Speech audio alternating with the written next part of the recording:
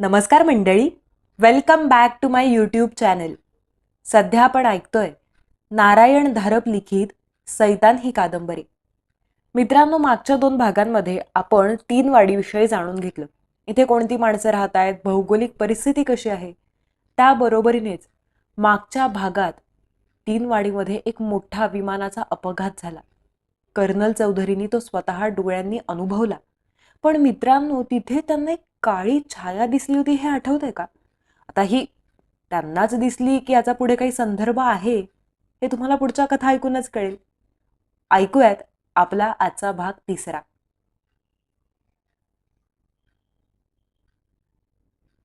परभा नुकताच गावातून आला होता. मीठ, मिरची, तेल, हळद, साबण, साखर अशी वाण्याकडची काही खरेदी करून आला होता. सामानाची पुडकी त्याने झोपडीत ठेवली होती आणि दिवसभराचा शीण घालवण्यासाठी तो बाहेर जरा वाऱ्यावर बसला होता. विडी तोंडात घातली होती आणि काडेपेटी हातात घेतली होती. आणि तेवढ्यात हे पेटतं, धडधडतं, घरघरतं विमान टेकडीवरून, आकाशातून एखाद्या राक्षसासारखं झेपावत आलं होतं. विडी काडी तशीच हातात धरून परभा नुसता पाहतच राहिला होता. माळरानावर विमान कोसळताना प्रत्यक्ष पाहणारा त्या एकमेव क्षणाचा तो कदाचित एकमेव साक्षीदार असावा. काहीतरी आक्रीत होतंय, त्याला पाहता क्षणीच समजलं होतं आणि तो ताड दिशी उभा राहिला होता. विमान पोटावरच आपटलं. परभा नकळत आई ग म्हणाला. क्षणभरातच मोठा जाळ दिसला. सेकंदभरात स्फोटाचा आवाज आणि गरम हवेची लाट आली. झगमगत्या लाल प्रकाशात विमानाची रेषानरेषा स्पष्ट दिसत होती. परभा डोळे चोळून चोळून समोर पाहत होता. त्या विमानाच्या अग्निकुंडातून एक काळी छायाकृती अलग झाली होती. परभासारख्या अशिक्षितालाही हे समजत होतं की ही केवळ अशक्य गोष्ट आहे, पण ती त्याच्या डोळ्यांसमोर घडत होती. ती छायाकृती काही क्षण धडधड त्या विमानाकडे पाहत उभी राहिली आणि मग त्या पेटलेल्या पार्श्वभूमीवरून सरकत सरकत सावकाश सावकाश रात्रीच्या काळोखात गडप झाली. आरडाओरडा करून परभाने वस्तीवरचे जे काही लोक हजर होते त्यांना बाहेर आणलं आणि ते सर्व अपघाताच्या ठिकाणाकडे निघाले. काही मदतीसाठी असतील, काही नुसते बघे म्हणून असतील. काहींच्या मनात या आपत्तीत काही स्वार्थ साधता आला तर पाहावं असंही असेल. जळत्या विमानातून निघालेली आणि अंधारात गडप झालेली ती मानवाची छायाकृती परभा काही केल्या विसरू शकत नव्हता. जेव्हा गप्प राहणं अगदी अशक्यच झालं, तेव्हा त्याने आपण पाहिलेला प्रकार लोकांना सांगितला. पण ती वेळ यायला अजून अवकाश होता. 3 वाडीवरून सहसा विमान जात नसे, पण कधीमधी एखादी फ्लाईट गेलेली होती. शिवाय पुण्याला लष्करी विमानतळ होता. तिथली मी किंवा सुखायू किंवा कधीमधी एखादं कॅरेवेल पुण्यावर गिरट्या घालून जायचं. 3 वाडीवरही. तेव्हा आकाशात विमान दिसणं ही काही अभूतपूर्व गोष्ट नव्हती. पण ते 3 वाडीच्या दिशेने वळलं, खाली यायला लागलं, तेव्हा मात्र बऱ्याच माना वर झाल्या. पण विमान जसं झपाट्याने खाली आलं, त्याचा आवाज कानठळ्या बसवण्या इतका मोठा झाला, ते टेकडीला जवळजवळ स्पर्श करून गेलं.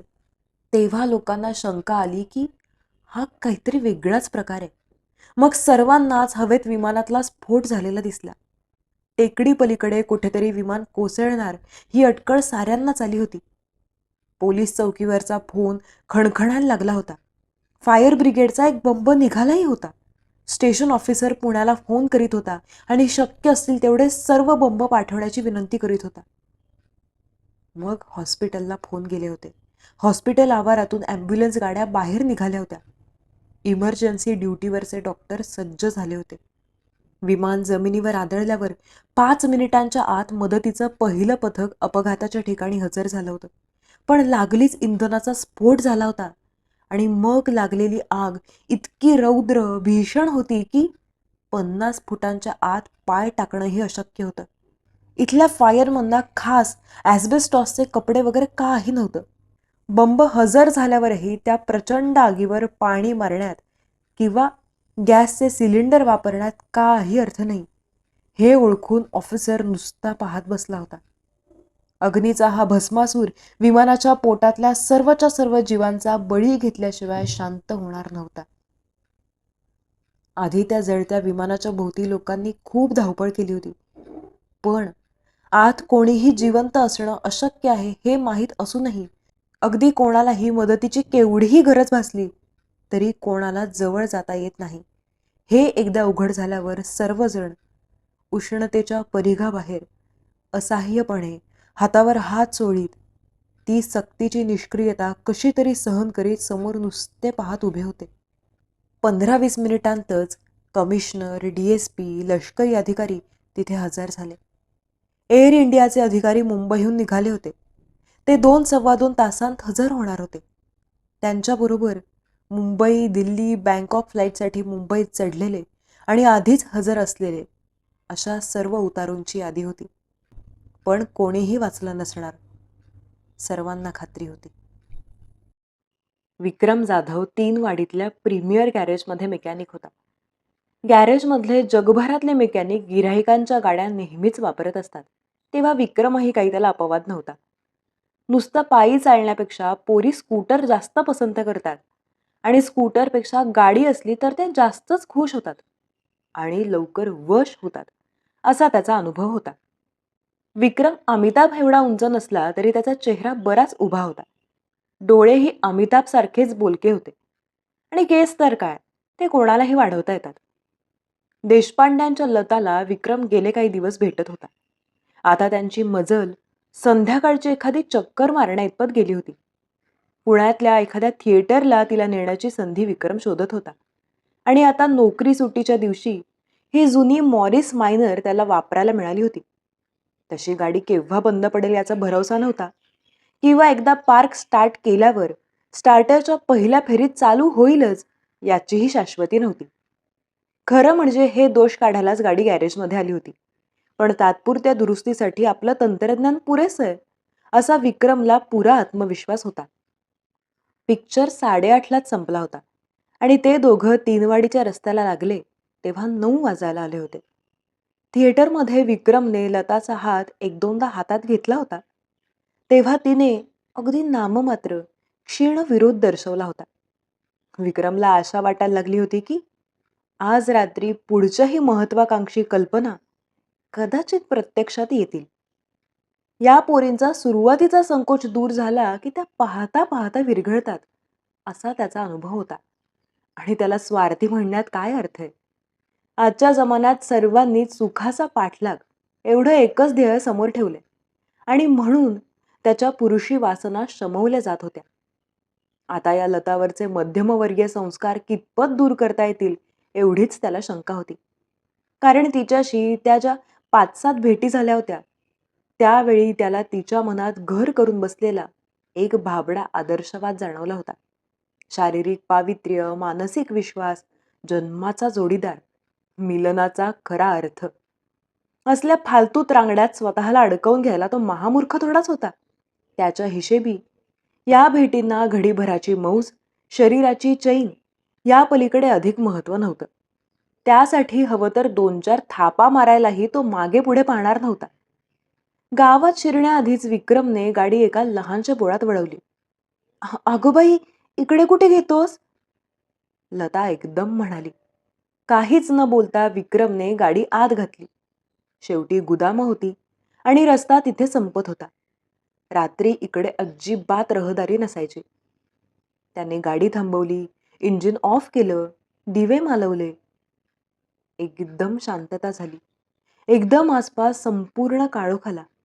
इतक्या अवचितपणे की क्षणभर दोघांनाही धक्काच बसला.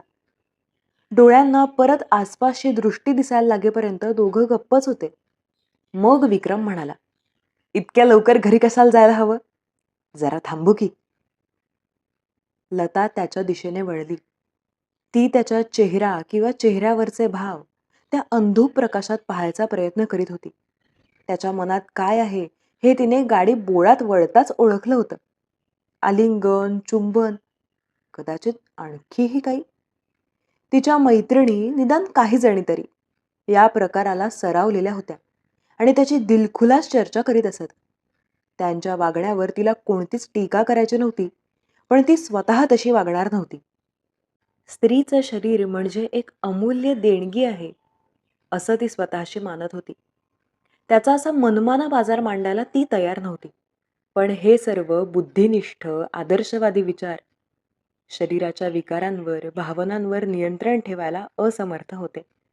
थिएटरमध्ये विक्रमने तिचा हात हातात घेताच तिला सर्व शरीरावरून उठून गेलेली गोड शिरीशिरी आठवत होती. केवळ विक्रमची जवळीकच नाडीची दौड वाढवायला पुरेशी होती. त्याचा एवढासा स्पर्शही सर्व शरीर गरम, रोमांचित करीत होता. तरुण शरीराच्या या अपरिहार्य प्रतिक्रिया होत्या. तिला तर अशी भीती वाटत होती की हे आपलं तरुण शरीरच ऐनवेळी आपला विश्वासघात करणार आहे. ज्या क्षणी आपण स्वतःला आवरायला हवं, त्या क्षणी शारीरिक मोहाने आपलं मन आंधळं होणार आहे. इतके दिवस उराशी जपलेला हा आदर्श मातीमोल होणार आहे. त्याने भलतं काही करू नये, तिला नसत्या मोहात पाडू नये. ती मनाशी प्रार्थना करीत होती. इथे कशाला आडबाजूला थांबलास? हवं तर गावातून चक्कर मारू की? पण तिचा प्रश्न संपायच्या आधीच तिला त्याचं उत्तर मिळालं होतं. त्याचा एक हात हलकेच तिच्या खांद्याभोवती आला होता. दुसऱ्या हाताने तिचा खांदा धरून तिला आपल्याकडे वळवीत विक्रम म्हणाला, पण तिथे असा एकांत मिळणार आहे का? विक्रम, ती अर्धवटच म्हणाली, कारण तेवढ्यात त्याने तिला जवळ ओढून तिच्या ओठांचे एक दीर्घ चुंबन घेतलं होतं. समाधानाने तो मागे सरला. काही क्षण ती काहीच बोलली नाही. ती बोलण्याच्या मनस्थितीतच नव्हती. श्वास इतका वेगाने चालला होता, सर्व शरीर थरथरत होतं. मग जरा दम परत आल्यावर ती म्हणाली, विक्रम, मी तुला कितीदा तरी सांगितलं ना की मला असले चाळे आवडत नाहीत. किती दिवस अशी जगाच्या मागे 20 वर्ष राहणार आहेस? तोंडाशी आलेला टोमणा तिने मागे घेतला. तिला त्याचा खरा राग आला होता का? हा रुकलेला श्वास, ही छातीची धडधड, ही मस्तकातली भणभण, हा शरीरावरचा काटा, ही कशाची लक्षणं होती? तिला काहीच आकर्षण वाटत नव्हतं. तिची खरी इच्छा नव्हती की त्याने आपल्याला छातीशी अगदी घट्ट घट्ट कवटाळावं. हं, निदान तिने प्रामाणिक तरी राहायला हवं, स्वतःशी तरी. तसं नाही रे, पण हा स्वैर लंपटपणा मला नको. म्हणजे कसं? मला बाजारीपणा नको. मला यात केवळ शारीरिक, लैंगिक आकर्षण नको. तरुण तरुणींना ते वाटतं हे मला मान्य आहे. पण दोघं एकमेकांबद्दल सिरियस असले तरच त्यांनी शारीरिक जवळीक करावी. म्हणजे लग्न, विवाह. हो, पण मग माझी कुठे नाय? हं, हीच ती गोड, पांढरी थाप मारण्याची वेळ. तो मनाशी म्हणाला आणि त्याने तिला परत जवळ ओढलं. ती ज्या तत्परतेने त्याला बिलगली, त्यावरून त्याने ओळखलं की आजची शिकार यशस्वी होणार आहे. आणखी 5-7 मिनिटं गेली की त्याला एकदम जाणवलं की तिचं शरीर ताठ झालंय, एकदम गार पडलंय. आता काय? तो चरफडत मनाशी म्हणाला. त्याने तिच्या भोवतीची मिठी सैल केली. घाई उपयोगी नव्हती. तिला वेळ द्यायला हवा होता. आपण कुठे आहोत विक्रम? ती एकदम म्हणाली. हं? त्याला काहीच समजेना. आपण कुठे आहोत? ती पुन्हा म्हणाली. नदीजवळ आहोत का? मला एकदम गारगार वाटायला लागलंय. तिच्या पलीकडे हात नेऊन त्याने पाहिलं. तिच्या बाजूच्या खिडकीची काच खाली होती. हँडल फिरवून त्याने काच वर सरकवली. आता? तो म्हणाला. पण तरीही तिचं शरीर शहारलेलं त्याला दिसलं. नदी कितीतरी लांब आहे ग. आपण गुदामापाशी आहोत. तो म्हणाला. गोदामांपाशी? ती एकदम म्हणाली. त्या विमानाचा अपघात झाला त्या जागेपाशी? तिथे कशाला आणलंस रे? छे, आता काय म्हणायचं तुला? त्याला कितीतरी दिवस होऊन गेले. आणि शिवाय विमान माळरानावर कितीतरी लांब पडलं होतं. इथे नाही काही. पण तरी ही जागा काही चांगली नाही. दुसरीकडे कुठे जायचं का? काय वाटेल ते झालं तरी या नखरेल पोरीच्या हट्टासाठी तो आता इथून गाडी मुळीच हलवणार नव्हता. तरीही आवाजात राग न दाखवता तो म्हणाला, हे पाल आता, तू चांगली शिकली सवरलेली मुलगी, तू का असल्या कल्पनांवर विश्वास ठेवतेस? तसं नाही रे, पण गारठा किती वाढलाय पहा की. मला कसं अगदी काकडायला होतंय. तिने खरोखरच साडीचा पदर घट्ट लपेटून घेतला. थंडी काय, आता पाहता पाहता पळून जाईल बघ. तो जरासा हसत म्हणाला.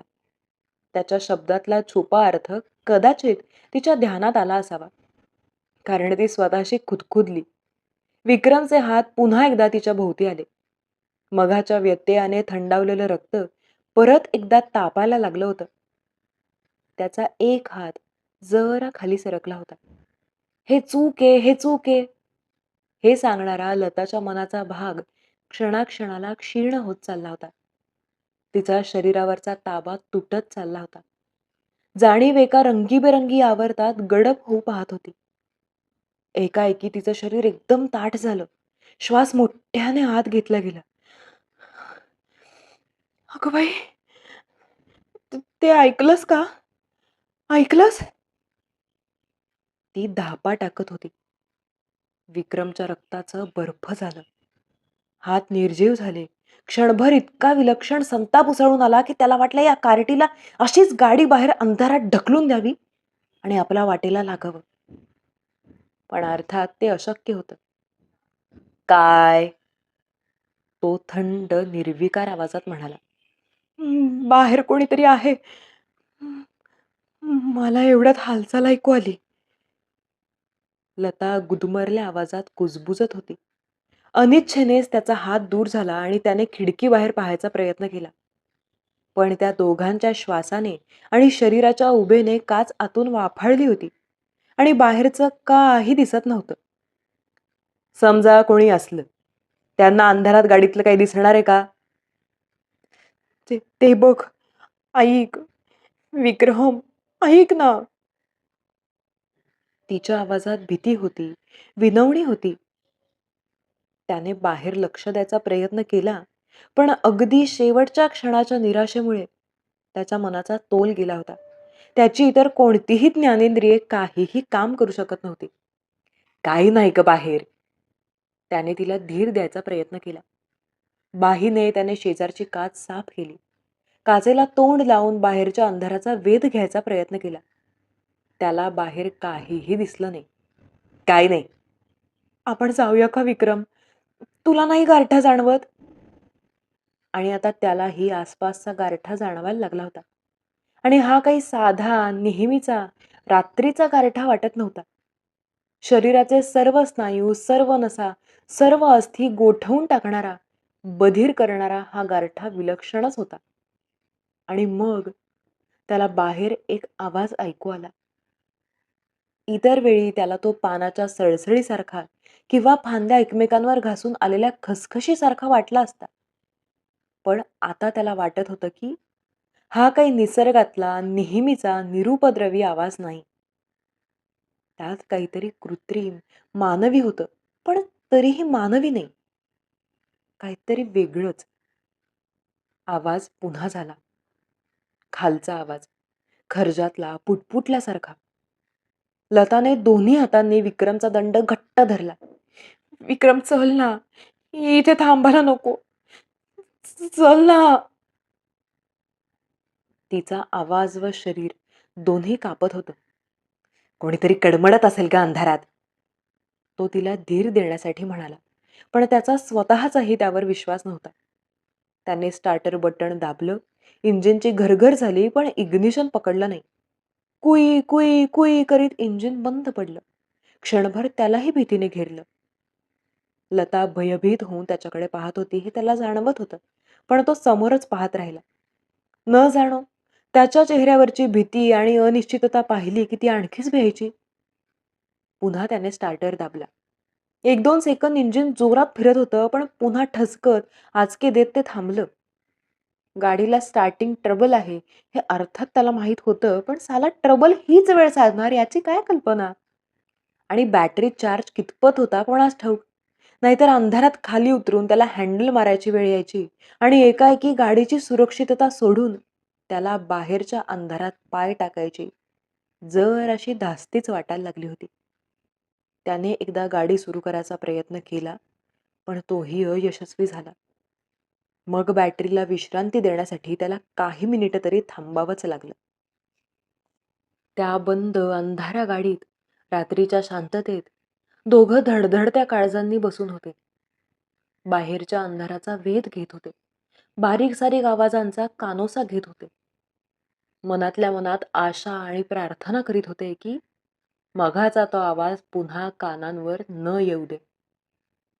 पण तो आवाज पुन्हा आला. खालच्या आवाजातली खसखसल्यासारखी काहीतरी कुजबूज अगदी जवळून येत होता आणि गाडीच्या लताच्या बाजूने येत होता. विक्रम तिच्या खांद्यावरून तिच्या बाजूच्या खिडकीतून बाहेर पाहण्याचा डोळे अगदी पाड फाडून प्रयत्न करीत होता. पण त्या खिडकीची काचही वाफाळलेली होती. करड्या काळ्या रंगाव्यतिरिक्त काही दिसत नव्हतं. काय होतं? खिडकी बाहेरचं ते पांढुरकं काय होतं? जवळ आल्यासारखं, मोठं झाल्यासारखं वाटत होतं. कडा हलत होत्या, विरघळत होत्या. एक पांढुरका आकार. त्याने काहीतरी बोलायला तोंड उघडलं, पण तोंडून आवाजच बाहेर येईना. खांदा आणि मान एखाद्या साच्यात घट्ट पकडल्यासारखी ताठ झाली होती. मानेवरचे केस शहारून ताठ उभे राहिले होते. तो आकार आता मोठा होत नव्हता, वाढत नव्हता, हलत नव्हता. विक्रमला दिसत होतं की तो गाडीच्या काचेबाहेर 2-3 इंचावरच आहे. लताच्या एकदम लक्षात आलं की विक्रम तिच्या खांद्यावरून तिच्या मागे कशाकडे तरी वेड्यासारखा टक लावून पाहतोय. त्याचा भयभीत चेहरा पाहताच तिच्या काळजाने एक जोराची पलटी खाल्ली. तिच्या मागे काय होतं?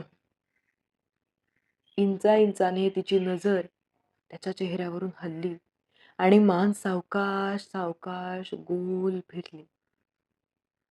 एका अतिरेकी अविचाराच्या क्रियेने तिने हात खिडकीच्या काचेवरून जोरात फिरवला आणि मग ती किंचाळली. मनातल्या अगदी गाभ्यापासून आलेली किंचाळी.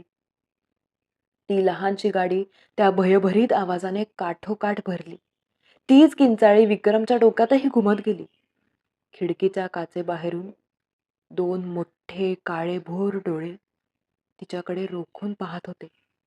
त्या एकाग्र नजरेत अशी काही शक्ती होती की लताला आपली नजर त्यांच्यावरून काढताच येत नव्हती.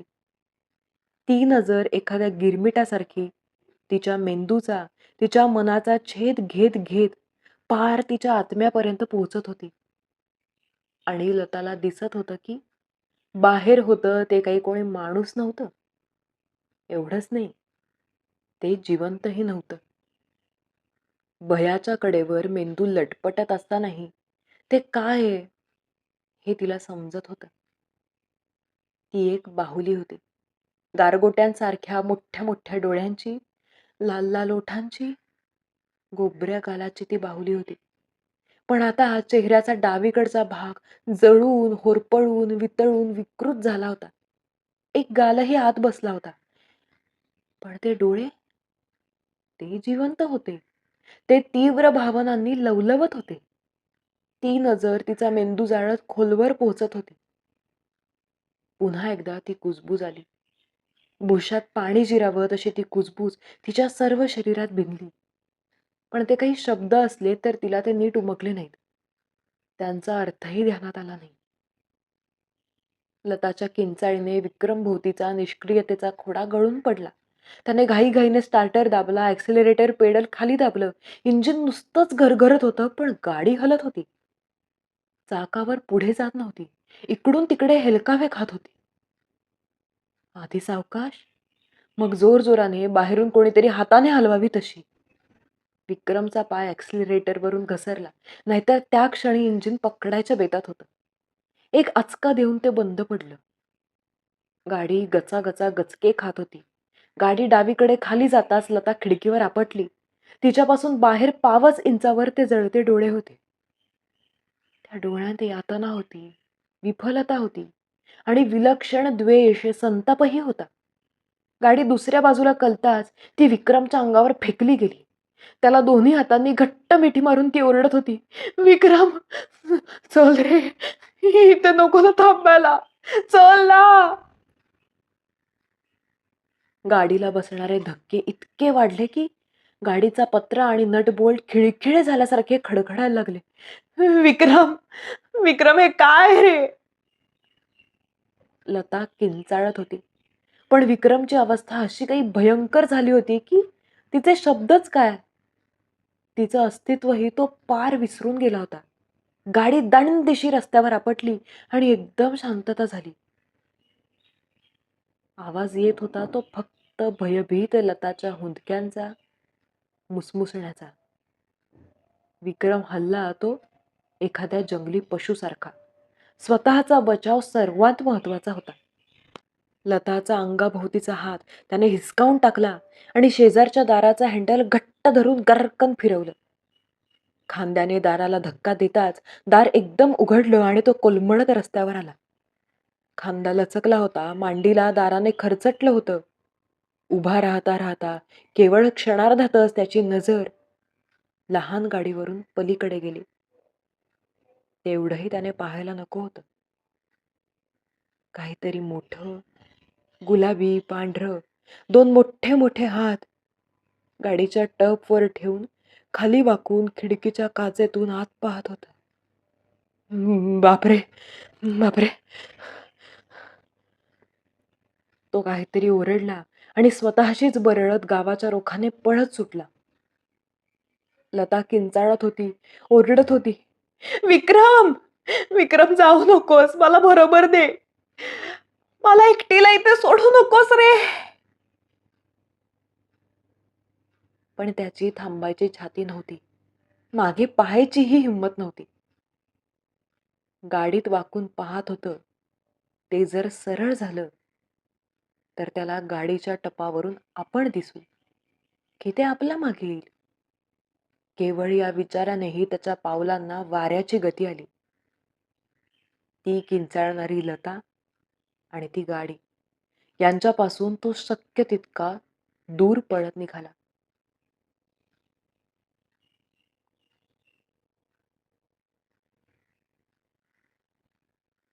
मित्रांनो, हा होता आपला आजचा भाग 3. कथेच्या शेवटी लताबरोबर नेमकं काय घडलं असेल आणि ती आकृती नेमकी कशाची असेल हे जाणून घेण्यासाठी तुम्हाला सगळे पुढचे भाग ऐकावे लागणार आहेत. मग ऐकत रहा आपली सैतान ही कादंबरी. भेटूयात पुढच्या भागात. तोपर्यंत धन्यवाद आणि थँक यू.